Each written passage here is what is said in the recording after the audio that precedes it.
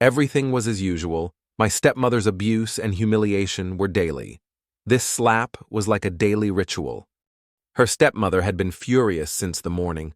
This time she didn't like Estelle's clothes. The girl did not understand why her stepmother did not like her outfit. After all, she had ordinary clothes that she wore every day. The old witch ordered her maid to give her a pair of scissors. With fierce anger, she cut Estelle's clothes. Then she laughed at the poor girl. She said that this image suited her better. She put the scissors to the girl's throat. Then she wanted to cut off her gorgeous braids. She wanted her to look like a dirty beggar. Pieces of clothing were lying on the floor near the girl. Estelle had to endure it. It was the only thing she could do, and hope that this most frightening time would pass quickly. She sat on the floor with her head bowed. She covered her body with her hands and did not want to do anything. The stepmother stood with her head held high. She liked to humiliate her stepdaughter. The room was lit with light. Estelle could no longer cry because she realized that her tears would not change anything. She looked at her reflection in the window. Whatever it was, she had to spend it in this hellish imperial castle. She even dreamed of being sold as a concubine to a foreign nobleman. Her stepmother always considered Estelle a splinter in her heart. Her stepmother had the best son in the world. She was proud of him because he was a true copy of her. Crown Prince Assalon treated Estelle like his toy. The abuse was of a different nature every day and every minute. He even made her lick his boots to shine. It was unrealistic to ask her father for protection.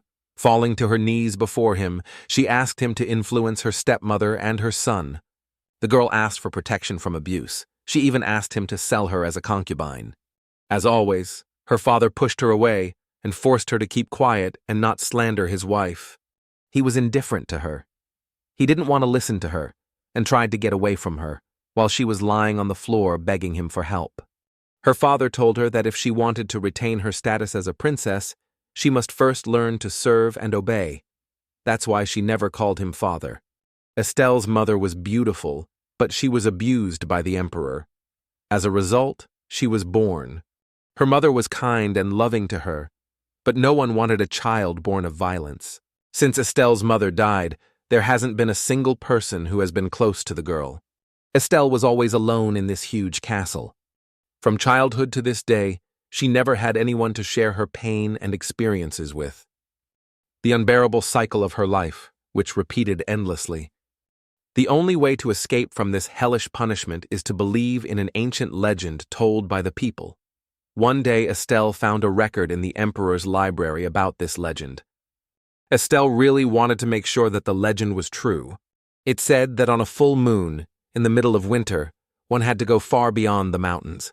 According to legend, an ice castle should appear in front of her, where a demon has been sleeping for a long time. This story is known to every inhabitant of the northern continent. If you bring a valuable item to a blue-eyed demon sleeping in an ice castle, he will wake up from a long nap and fulfill all your wishes. Although it was an old legend, there were reasons why it was considered not just a scary fairy tale. The girl stood there, and a large crystal castle appeared in front of her behind the icy mountains. Everything was as described in the ancient legend. It was very beautiful. The ice towers sparkled under the moonlight, and there was complete silence around. Estelle really wanted to believe that this was a true legend, and that everything would be as it was told. She had nothing of value to offer the blue-eyed demon in exchange for a wish. She longed for freedom from her relatives and the peaceful life she deserved. A girl pierced her palm with a sharp knife. Blood rushed down her arms and her clothes. Estelle was calm and didn't even feel any pain. Blood dripped onto the snow. She prayed in her mind that the blue-eyed demon had finally woken up. If he really exists, he will hear her plea to him. If he was not an illusion or someone's legend, he had to wake up. The girl stood waiting for a miracle. She believed that there was no more valuable offering on this continent than her. Estelle stood in front of the demon's ice castle. She looked at the beauty, but nothing happened. There was complete silence around her. She felt bad. She thought it was a stupid idea. Suddenly, Estelle smelled a pronounced scent of flowers she was very familiar with. The scent came from the side of the castle. The girl looked around and did not understand why the smell of flowers appeared in the snow in freezing weather. What a miracle, she thought.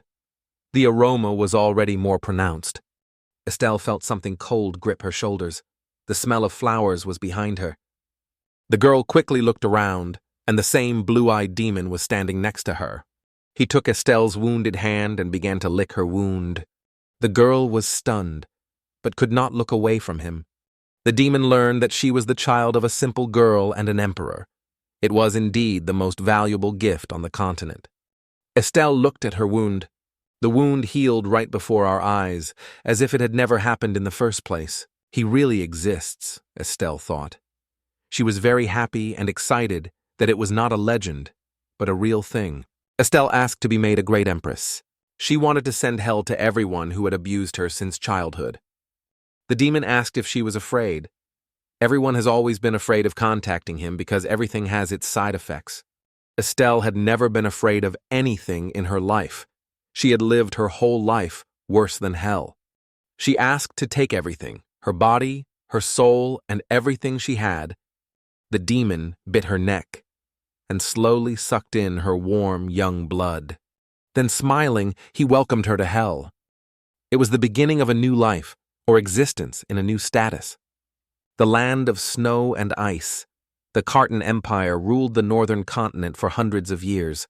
No one wanted these perpetually frozen lands, so there was no fear of foreign invasion, and it is likely that the long-standing Khartan royal family became corrupt. There was not a trace of majesty, not even an ounce of strength. Only stinkers circled around the nameless princess of the royal family. A girl without family honor, unloved by everyone, was always out of place. It was her, Estelle de Khartan, lonely and unhappy, always ignored by others. Estelle woke up this morning with the feeling that the day was not starting as usual. The girl got out of bed. She didn't know what was happening. The previous night, she had been caught in a snowstorm in the middle of a snowy field. The girl ran to the window. What she saw outside her room window made her think, the ice castle is just a quick illusion that appears one day a year, on a deep, full moon night. Estelle stared out the window for a long time, wondering why she could still see it. After all, he should be gone. She wondered if anyone else saw it the way she did. She remembered how yesterday she had followed the legend. Maybe she was dreaming, she thought, because nothing was happening to her. She woke up in her bed as usual in the castle she hated. Blue roses blooming in a snowy field. The unforgettable scent of the flowers came to her first. The blue-eyed demon who won her over at first sight. A conversation with a demon and her acceptance into the devil's hell. The handsome man's promise to fulfill her wish. It happened. The demon agreed to help Estelle in exchange for her soul and body. Estelle was terrified of what she had done. What would happen to her and her life now? The girl's frightened eyes were filled with tears. The knock of the door interrupted her thoughts. Someone at the door asked for permission to enter. Estelle noticed that there was a knife on the table with blood on it. She quickly hid the knife out of sight, not wanting anyone to notice it. She gave them permission to come in. The door opened and Estelle saw someone she hadn't expected on the threshold of her room. In front of her stood 3 maids who had come to help her get ready in the morning, and behind her was the same blue-eyed demon. Estelle could not believe her eyes.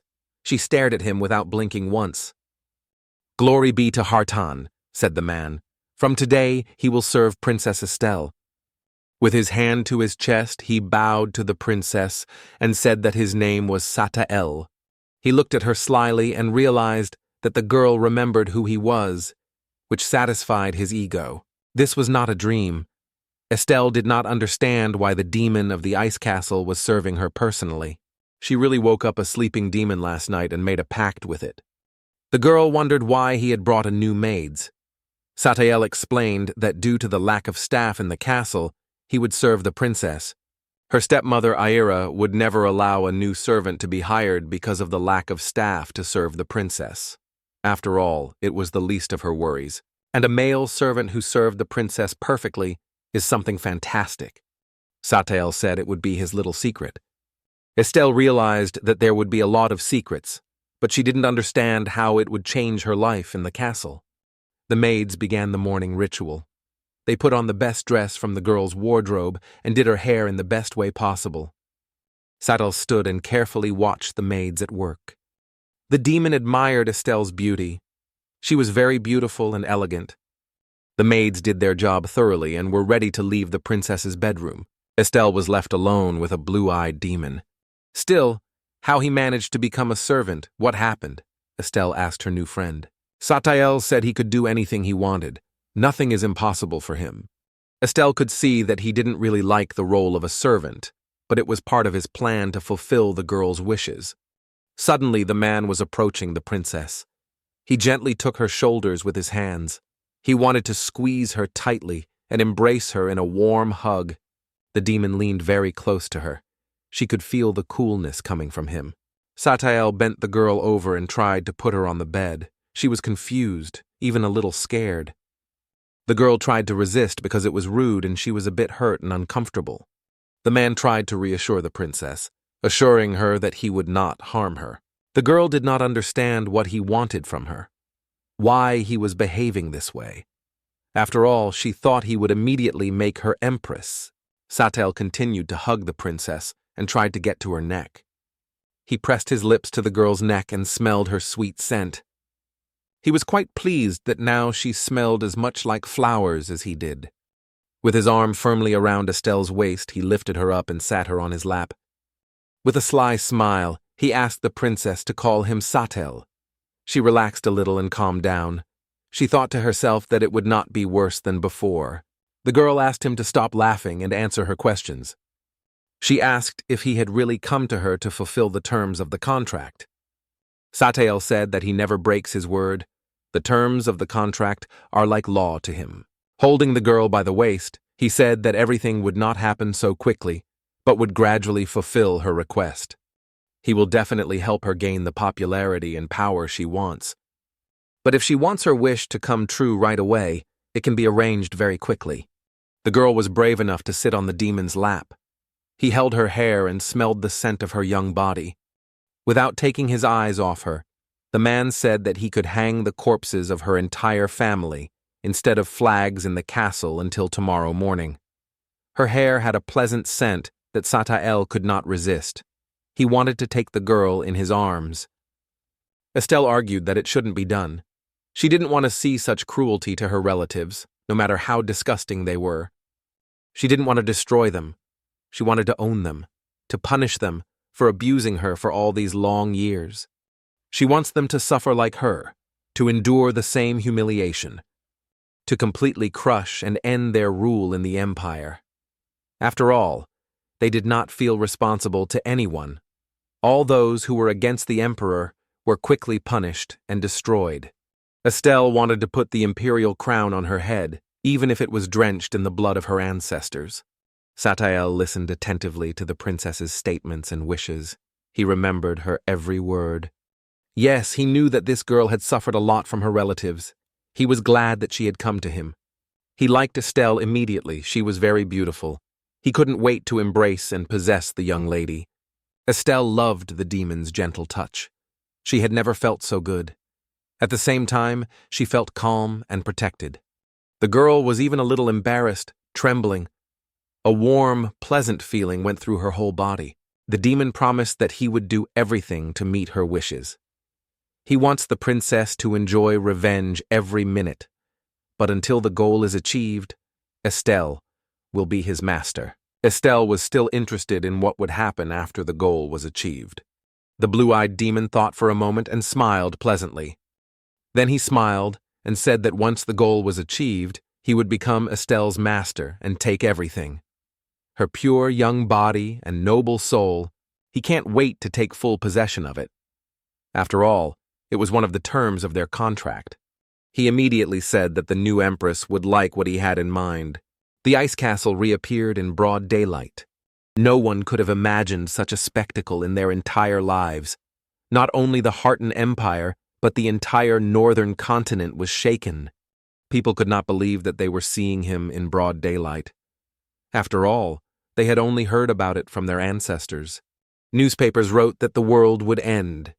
People said it would be an endless and long winter. Although opinions were divided, everyone agreed that the eternal ice castle was a prediction that would bring great trouble. The emperor read the news and heard the rumors spread by people throughout the empire and the northern continent.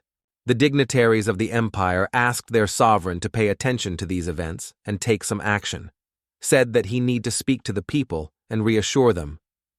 The emperor decided to summon scientists who had studied everything about the ice castle and start working on the anomaly. The emperor was furious.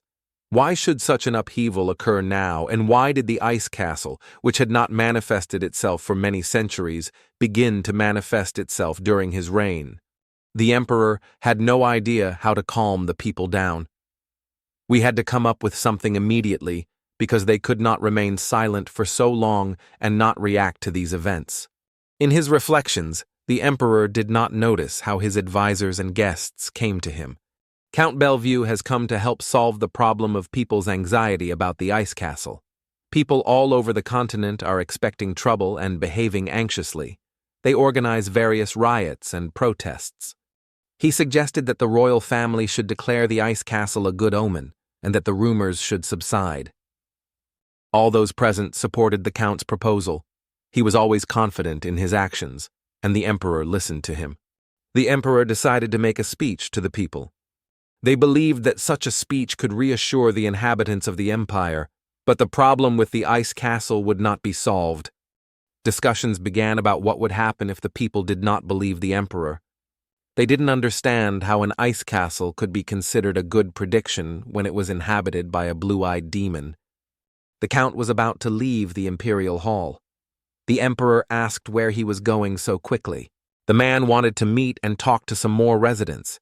He had urgent business with them. He wanted to leave the room as soon as possible.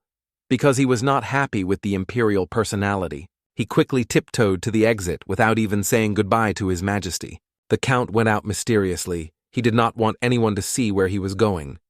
The Empress was surprised to see the count at her doorstep. She was very happy to meet him. She asked the maids to leave the room and leave them alone. The count and the Empress embraced and spun in a passionate kiss.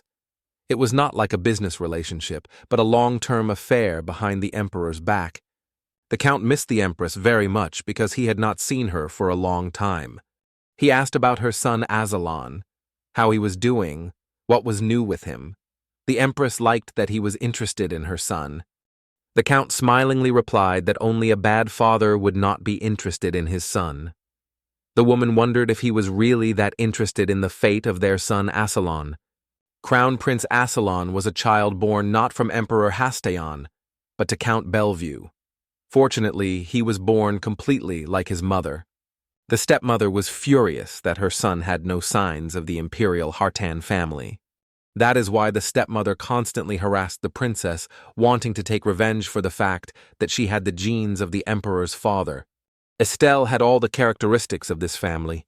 These are shining platinum braids and light green eyes. She knew that Estelle had more chances than her son to take the throne of the emperor of the Northern Empire. The Empress called out loudly and sternly to her maid. The maid quickly ran to her mistress. The woman demanded that she bring Princess Estelle to her immediately. Estelle sat in her chair and continued her conversation with the demon. Starting from today, he will continue to work as a servant and be by her side always. Satael told her not to be afraid of anything because he would always protect her, to be confident and stand up to her bullies. The princess was afraid that they would not allow a person with an unknown status to stay in the castle as an escort for the princess. Satael smiled slyly and replied that no one would find it strange. He had already arranged everything so that no one had any additional questions. Suddenly, the Empress Aira's maid came running to the princess. Satael reassured the princess not to worry. Everything would be fine this time, he assured her. The demon wanted Estelle to introduce him to those she wanted to destroy. Estelle soon arrived as the Empress had ordered. The princess looked at her stepmother with frightened eyes. As always, she was afraid, but next to her stood a very calm Satael. She was surprised to see the Earl of Bellevue beside the Empress, but did not show it. The girl made a curtsy and politely greeted, The stepmother asked how the princess managed to lure the man to the castle so quickly. She compared her to her mother, a vulgar and disgraceful girl. Estelle listened to the insults in silence and endured them, but the insults towards her mother hurt her deeply. A commoner without family or tribe, Estelle's stepmother called her. The Empress ordered Satael to raise his head and look her in the eye. The Empress wondered who the young man who accompanied her was. Why had she never met him here before? Estelle was confused and didn't know what to say. The Empress thought that he was the first man she had ever wanted to hold close to her and desire him all night long. The girl replied that it was a new attendant appointed to the princess's palace. The stepmother was smiling, and she was clearly interested in the young man. After all, the demon was a real handsome man. For the first time, Estelle left the Empress's palace without any scandal. In the evening, the princess read literature on the methods of ruling an empire. She had never been interested in such things before. Satael was close by. He tried not to disturb the princess and not to distract her. She asked why Satael was smiling at the Empress, as if trying to seduce her. He will be able to seduce her if he needs to. It will not be a big problem for him. Estelle did not want him to do this. She considered it unclean methods that were not suitable for revenge at all. The demon stretched out his hand to the blue roses that were all over the princess's room. Satael believed that methods did not matter. He promised to make her empress, and he kept his word. Taking the girl by the chin, he said that he believed that simply killing them was not enough. Had she woken him up because she wanted to be thrown into hell with them? The girl replied that as long as he does his job in a certain way, she doesn't care what he does. But the demon had decided to become her servant, so he had to follow the princess's orders. Estelle wanted him to call her princess. The demon bowed and agreed. With a smile on his face, Satael agreed to call his master a princess. Was it just her imagination, or was he really enjoying it? Perhaps it was because he was not human, and she had no way of knowing what he was really thinking.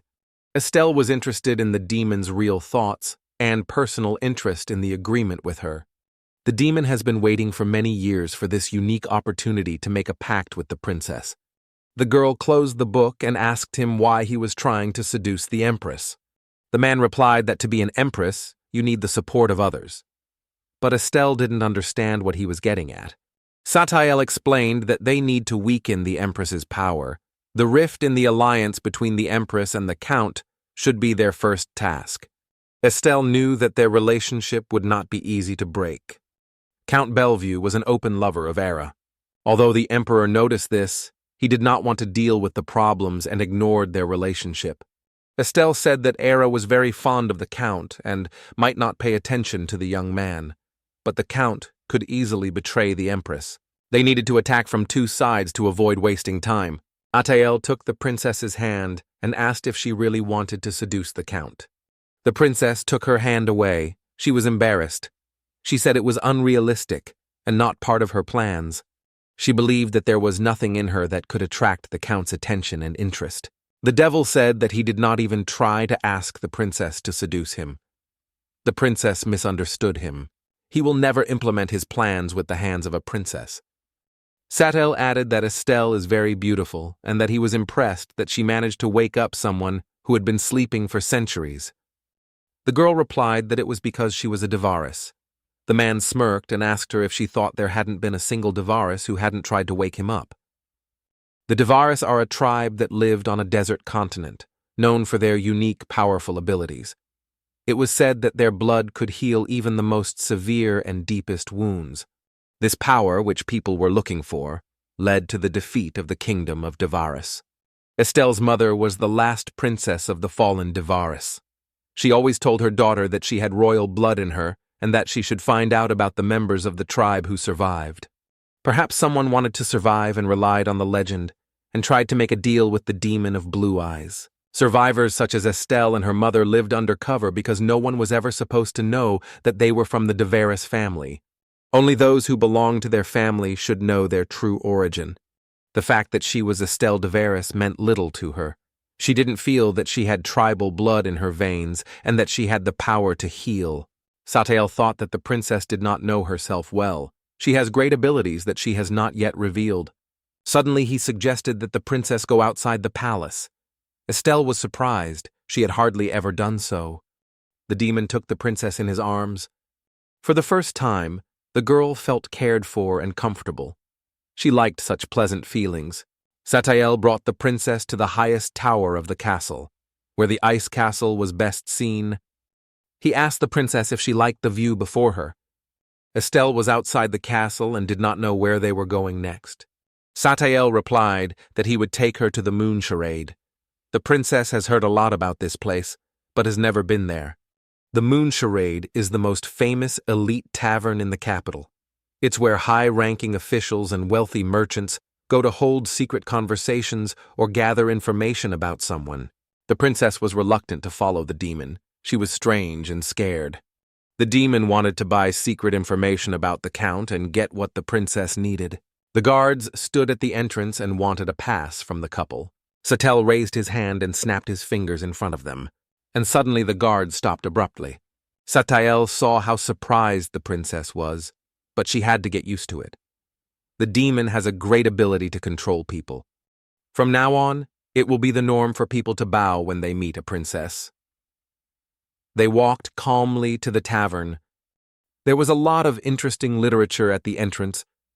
Before them stood a little boy. The boy stared at them and with a strange smile asked what it was that looked so appetizing. Estelle was surprised, but she would have to get used to it. People who will bow their heads and be kind to her will become the norm for her from now on. Estelle did not understand whether all this was just entertainment for him.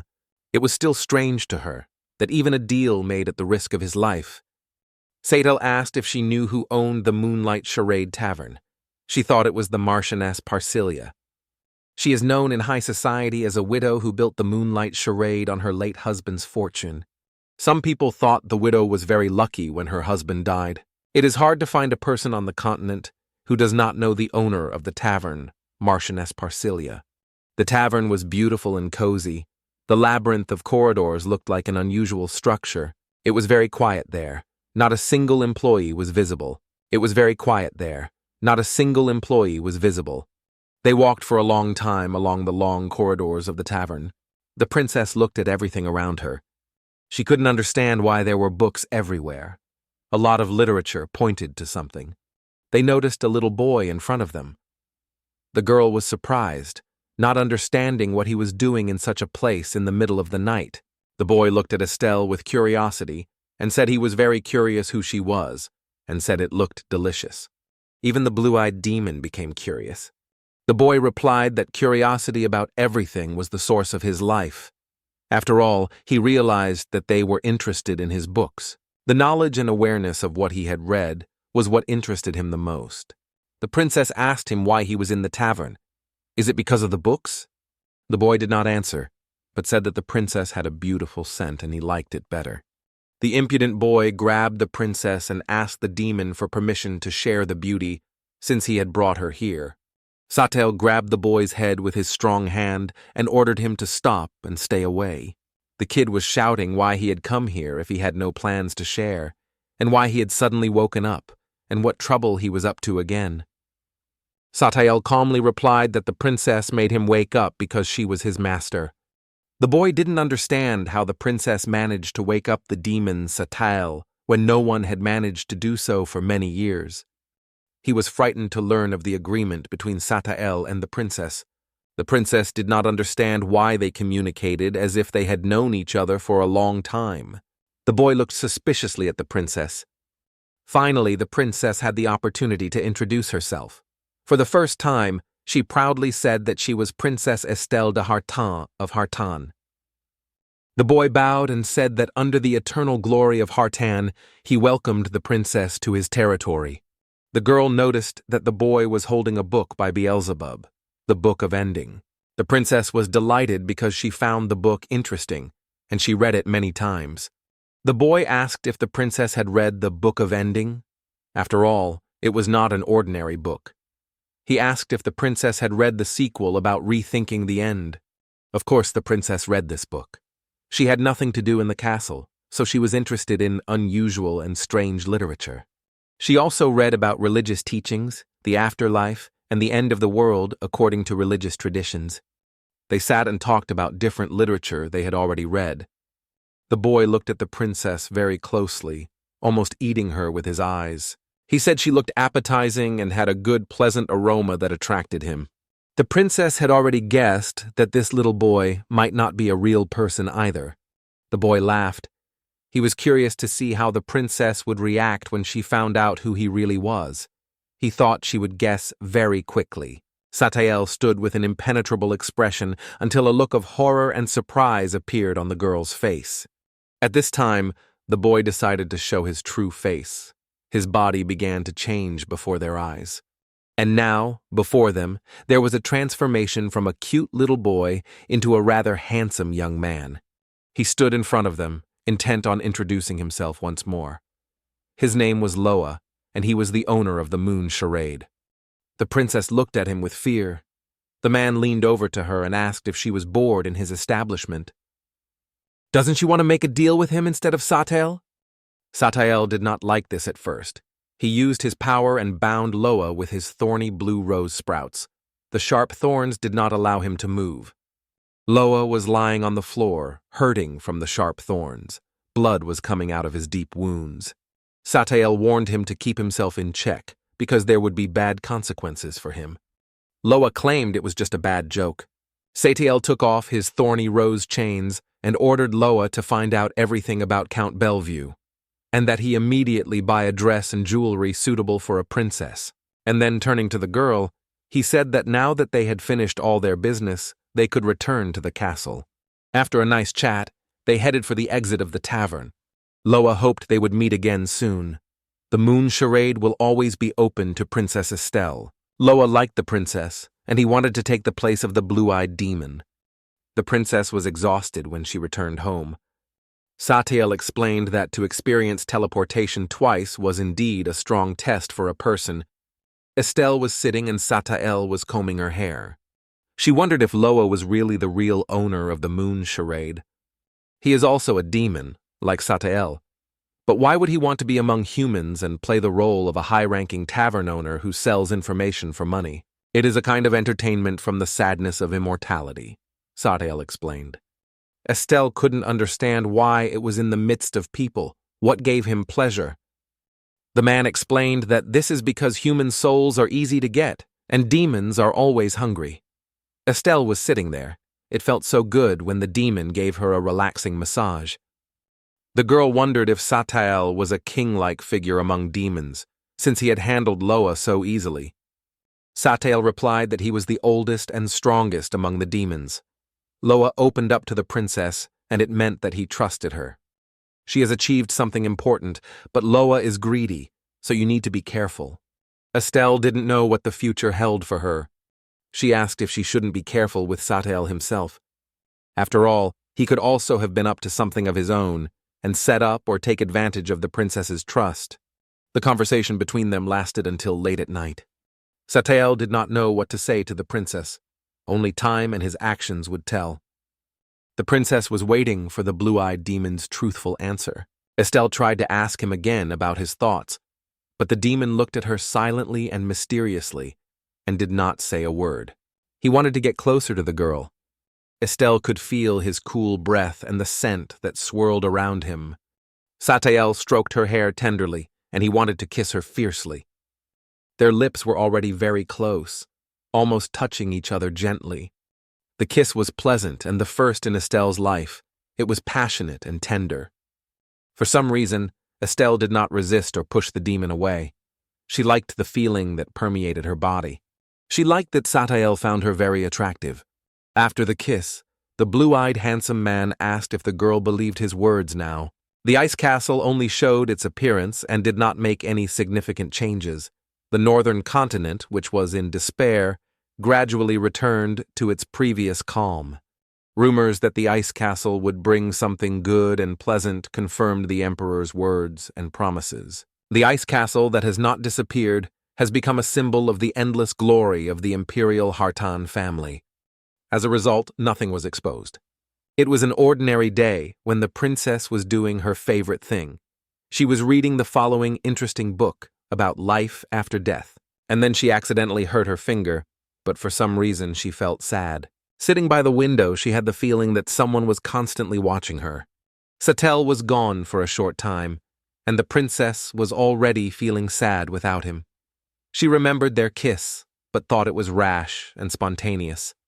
Why did she agree to kiss him? Because he gave her enough time to push him away. But she didn't do anything. She probably just wanted to be tender and enjoy it. When she came to, she realized that she was already kissing him back.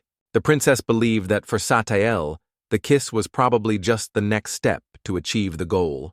Estelle has repeated many times that Estelle is really very attractive. To prove it, he said that her beauty was enough to wake up someone who had been sleeping for centuries. Unlike her, who was still thinking about the kiss, he acted as if nothing had happened. Just without thinking, he concentrated on managing the princess's castle as if he were really a servant. After the demon appeared in Estelle's castle, there were blue flowers everywhere, filling the whole house with their fragrance. Old, worn-out clothes, food that was always cold, dust and cobwebs in the rooms. Everything changed. The maids, who had never done their job before, suddenly started working hard. The princess's castle has changed so much that it was unrecognizable. Everything was brightly lit and clean. There were flowers everywhere, and a pleasant aroma wafted around. And most importantly, her stepmother Ira did not look for her or bother her. This is the one that used to call her to her room and torment her when she was sad. But lately she had been quieter than ever. It's so much calmer when she's not around, but it still bothered the princess. On that day, Ira took a really great interest in Estelle. She wanted to take the servant away from the weak princess. With her power, she was sure she could do it without any problems. For her, such whims were commonplace. Estelle knew that if Ira wanted something, she would do it without hesitation. Estelle crept up quietly. Estelle did not notice his presence. The man smiled with pleasure. Next to her was a handkerchief stained with blood. The princess did not even notice when he entered the room. Estelle had been watching the princess sitting by the window for a long time, looking thoughtfully into the distance. She held her hand with an injured finger, hoping for help from the demon. Estelle asked for the princess's hand to look at the wound. She gently held out her finger to him. The demon took her finger and licked it with pleasure.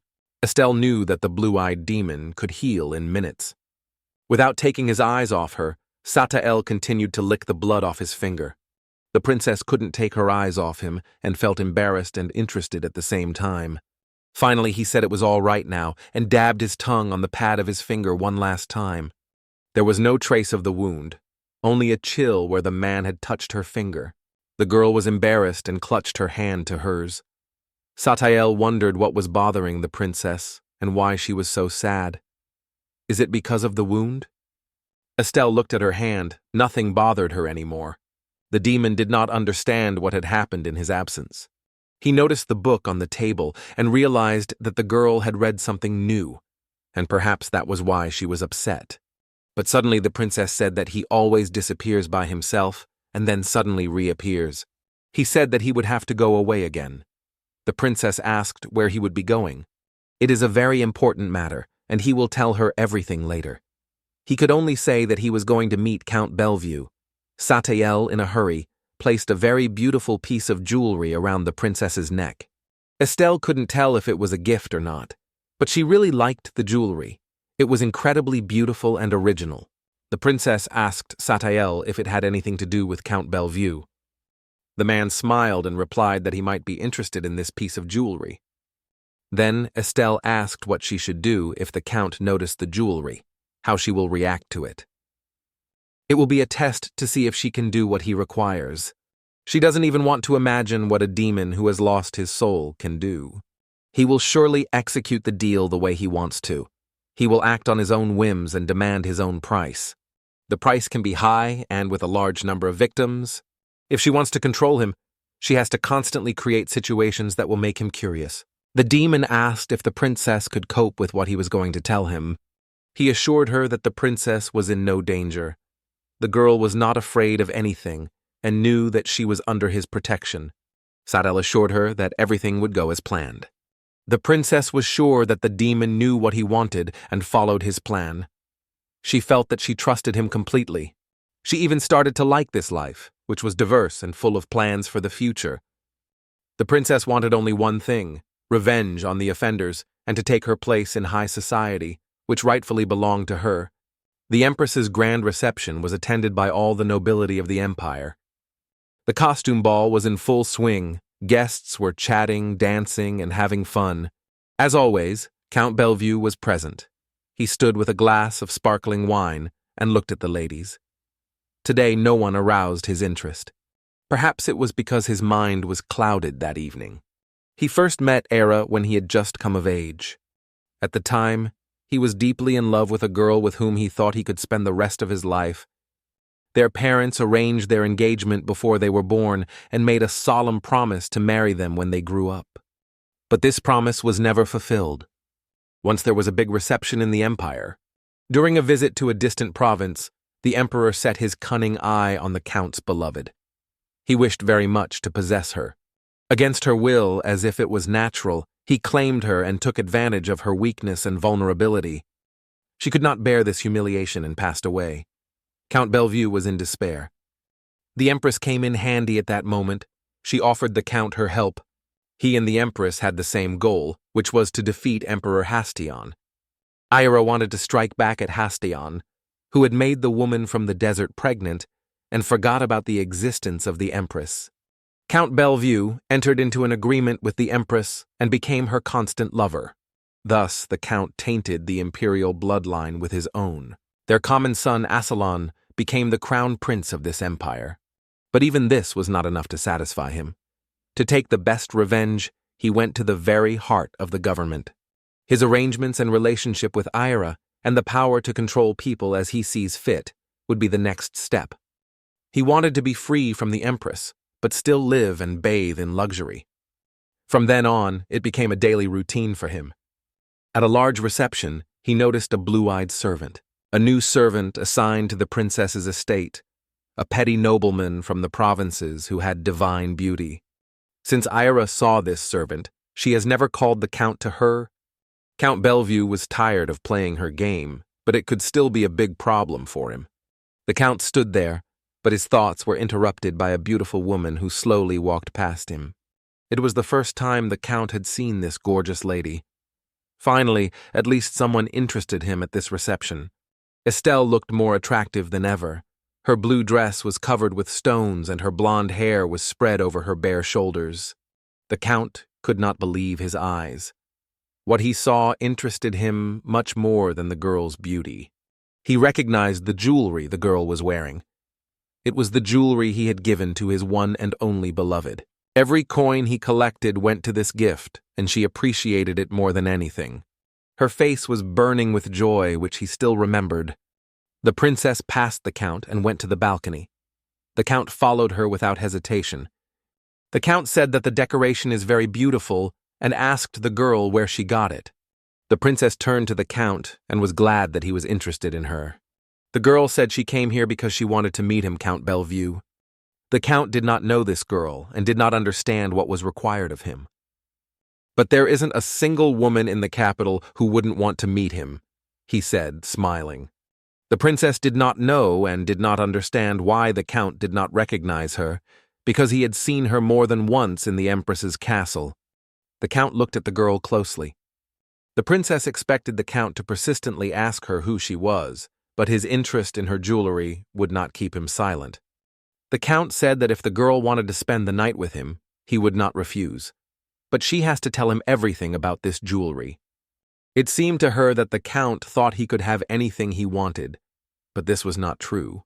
The Count confirmed that he always has what he wants. The princess asked why he was interested in her jewelry and what it meant to him. Suddenly the man asked the princess to return the jewelry to him immediately.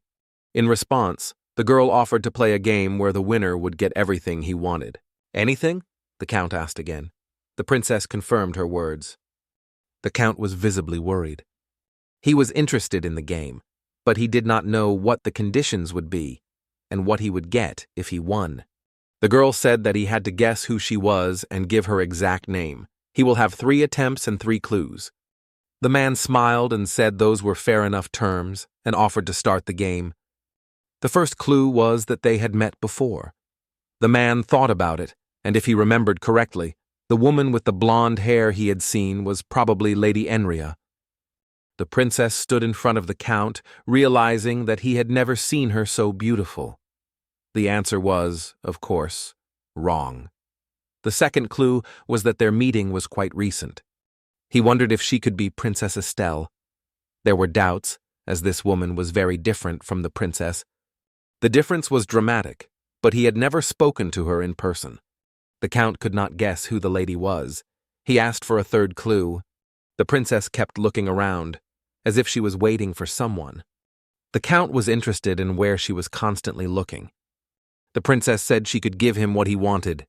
The man asked her if she was sure that she knew what the count really dreamed of and aspired to. The princess asked if he was not interested in the throne of the emperor. From the very beginning, he belonged to the Empress. The thought of escaping her shadow never occurred to him. The count wondered who this woman was. The princess said that it was time to start thinking in a completely different way. They will continue the second part of their conversation on another day, the princess suggested. She promised that they would meet soon. The count tried to stop the girl. He quickly tried to think of an answer to the question, but the girl was moving away from him. Satael was already waiting for Estelle. She was skillful and did her job. She managed to interest the count, as Satael's plan was really good. The count stood on the balcony trying to understand where the girl had disappeared to so quickly. The princess was happy to meet Satael. She hugged him tightly and stood facing him. Estelle flirtatiously stood on her toes. The princess asked if he had been watching them all this time. The man replied that, of course, he could not leave her alone with the count. Did she really think she was alone? He promised to always be there for her, especially knowing Count Bellevue and his penchant for seducing beauties. Judging by his words, he had been watching what was happening from the very beginning of the conversation between the princess and the count. Estelle asked him why he had left her alone in the ballroom. She had never been to an event like this before, and it was spectacular for a first time. The most she went was to a couple of banquets at the royal estate. But she was dressed in an old dress, sitting quietly in the corner. No one was looking for her or talking to her, not even looking in her direction. She was always the shadow of the great hall, but today everything was different. Wearing the exquisite dress and jewelry that Satael had given her, she felt new. She was standing in the middle of the ballroom, and dozens of people were looking at her. Hundreds of eyes were not taking their eyes off her. The unusual circumstances confused her, but over time she realized that there was nothing wrong with that, and she doesn't need to be nervous about it at all. After all, no one had any idea that she was the same poor Princess Estelle. Then she decided that she should behave more freely and walk with her head held high. Estelle saw how the Count became the Empress's lover and reached the very center of power. When she met the Count, she wanted to confuse him with insidious questions. Satael could hear the entire conversation between the princess and the Count. He was calm because the princess was talking according to his plan. She was interesting and mysterious because that was exactly what they had hoped for. Estelle didn't think that Satael would be around all the time to keep her calm. He had brought her here, away from the ballroom. Maybe he didn't like something, she thought. Estelle asked once again if she had said everything correctly, if she had done something wrong. Satael reassured the princess, saying that she had done even better than he expected. He leaned over her and gently asked her if she had fun. He asked if the princess liked such adventures and new sensations. And finally she understood why he had sent her alone. For the first time, she felt that she was dealing with someone she had always looked down on. He made her feel that the situation had completely changed. The princess enjoyed the evening she spent at a social ball. Attention from someone she could never trust made her heart feel strange. Suddenly, in the process, she felt like dancing. She hadn't done it for so long. She even forgot what it felt like. Satael kissed the lady's hand and asked her to dance. He reassured her that he hadn't danced for a long time and might be clumsy. They decided that they would see in practice how much they had forgotten while no one was watching. Imaginary music sounded in the girl's soul.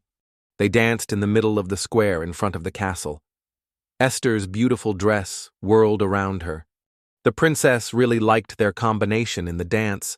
They were even good at it, despite the fact that they had been doing it for a long time. Satael was a skillful partner. It felt like he trained every day. So far, he has been attentive to her, but who knows what he might do when he loses interest in the princess. The princess should have been more suspicious and more cautious. They continued to dance in a quiet atmosphere to an imaginary melody. The princess looked at the man. On the one hand, Satael had never let her down. He did everything he said and promised. But on the other hand, she couldn't trust him completely and still keep an eye on him. The wind blew her blonde hair. Satael suggested that the princess do something more fun. He took the jewelry he had put on her in the morning. He asked if the princess liked it. The girl said that every time he picks up the pendant, she feels strange. Satael took the pendant and promised to make sure that this strange feeling would disappear. Still, he wanted to kiss the princess, and that was the most pleasant thing that had happened today. The man pulled the pendant with force and it broke and fell to the ground. They had never kissed like that before. They loved it and didn't want to stop. The kiss had never been so sincere and pleasant. Estelle had never felt such a pleasant sensation in her life. The kiss had never been so sincere and pleasant. Estelle had never felt such a pleasant sensation in her life, and then suddenly afraid that a man would be able to manipulate her. Estelle came to her senses abruptly and pushed the man away from her. The princess stood aside and invited him to bring them back to the castle. Satael was calm and understood the princess, so he easily agreed with her. He didn't want to embarrass her or force her to do anything against her will. The Empress was resting in her room. She was sleeping, but sometimes strange sounds were heard from her lips. It was clear that in her sleep she was disturbed by something and said strange names. A woman woke up from a nightmare dream, very frightened, and kept screaming. It was just a dream, she thought, and breathed out a sigh of relief. It was very strange that in her dream she saw the same servant who had been introduced to Estelle. She saw him very vividly, as if he were in a dream. It was as if he was there, seducing her. She was writhing and screaming with desire. It was only when she thought she was about to die that she finally woke up from her sleep. She wanted him and wanted him to want her too. The Empress sat on her bed and thought of his name. It had seemed familiar to her from the first time she had seen him. No matter how hard she tried, she couldn't remember that name. She thought that she had given birth to a child with Count Bellevue and raised him to the throne. That she could not turn everything to dust, but things change, and it was not surprising that she wished for another man. This was typical of all people on the continent. Someone's footsteps were heard outside the door. Satael quietly entered the Empress's bedroom. He watched her try to get some rest. Once upon a time, she was completely different, not so cruel and heartless. He felt uncomfortable, but this could not be, because emotions belong to people. Strange feelings did not leave him. During his life as a demon, he had never shown any signs of pity or affection for anyone. Satael read a lot about the feelings of people, in order to understand their emotions and act appropriately in different situations. Locked in the lure of eternal life, the one who woke him up from the ice when the demon was fading away from boredom will bring him happiness. For him, the ice castle was like a place where nothing happens. He could get out of it only when someone really needed his help. Satael held the jewelry in his hand. He wanted to protect this pendant, to keep it as a mystery from the distant past. He didn't want Estelle to push him away. After all, with her, the first pleasant sensations appeared in the demon's soul. Thanks for watching. If you enjoyed this review, don't forget to like, subscribe, and hit the notification bell so you never miss a new video. New videos every day. Write me in the comments what you thought of this story and what manhwa you would like to see next. See you in the next installment.